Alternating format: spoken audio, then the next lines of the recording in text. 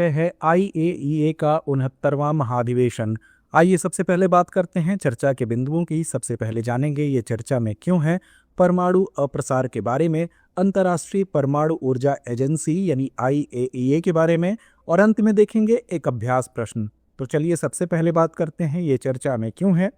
हालिया खबरों के अनुसार अंतर्राष्ट्रीय परमाणु ऊर्जा एजेंसी यानी IAEA का 69वां महाधिवेशन 15 से 19 सितंबर 2025 को वियना, ऑस्ट्रिया में शुरू हुआ है। इस सम्मेलन का मुख्य फोकस परमाणु ऊर्जा प्रौद्योगिकी के शांतिपूर्ण उपयोग, वैश्विक परमाणु अप्रसार व्यवस्था की रक्षा और अंतर्राष्ट्रीय शांति एवं सुरक्षा पर है।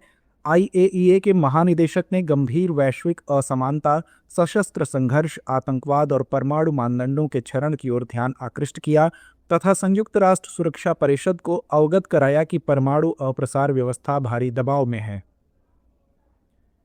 इस सम्मेलन में IAEA सदस्य देशों, अंतर्राष्ट्रीय संगठनों व NGOs के 2500 प्लस प्रतिनिधि भाग ले रहे हैं।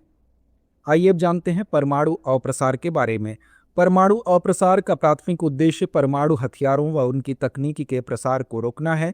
1968 में परमाणु अप्रसार संधि यानी NPT को अपनाया गया, जो 1970 से लागू हुई।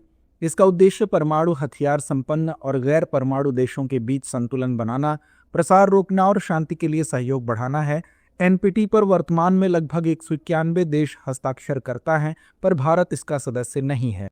इस संधि के 3 स्तंभ हैं: अप्रसार, निरस्त्रीकरण और परमाणु ऊर्जा का शांतिपूर्ण उपयोग। परमाणु अप्रसार संधि के तहत सदस्य देश IAEA द्वारा स्थापित सुरक्षा उपायों का पालन करते हैं और नियमित समीक्षा सम्मेलन भी आयोजित किए जाते हैं। इस संधि ने वैश्विक हथियार नियंत्रण में महत्वपूर्ण योगदान दिया है, लेकिन इसमें कुछ रणनीतिक खामियां और असहमति भी हैं। आइए जानते हैं अंतर्राष्ट्रीय परमाणु ऊर्जा एजेंसी यानी IAEA के बारे में। IAEA संयुक्त राष्ट्र की एक विशेष एजेंसी है। इसकी स्थापना 1957 में ऑस्ट्रिया के वियना में शांति के लिए परमाणु सिद्धांत के तहत हुई थी। इसका मुख्य उद्देश्य परमाणु विज्ञान और प्रौद्योगिकी के सुरक्षित, संरक्षित और शांतिपूर्ण उपयोग को बढ़ावा देना तथा परमाणु हथियारों के प्रसार को रोकना है। IAEA संयुक्त राष्ट्र महासभा और सुरक्षा परिषद दोनों को रिपोर्ट करती है। वर्ष 2005 में IAEA को नोबेल शांति पुरस्कार से सम्मानित किया गया था।